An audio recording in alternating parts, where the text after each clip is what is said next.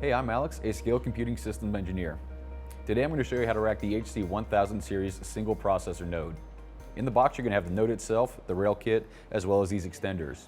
You're also going to have a screwdriver, but you won't need that because this is a screwless system.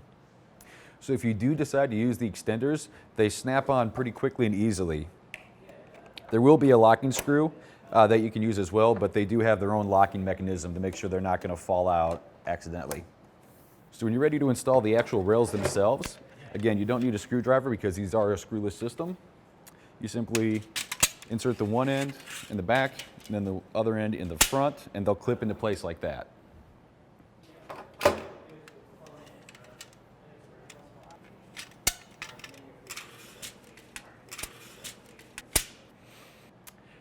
Now you probably can install these nodes by yourselves, but we always recommend using the buddy system. So I'm going to have my coworker Len from the UK team over here help me lift this into place.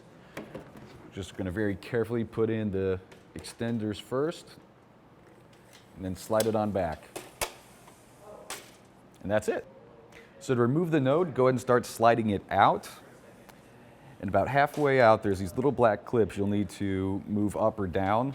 And on the extenders as well, if you're using those, there's clips there. Then you very carefully set it down.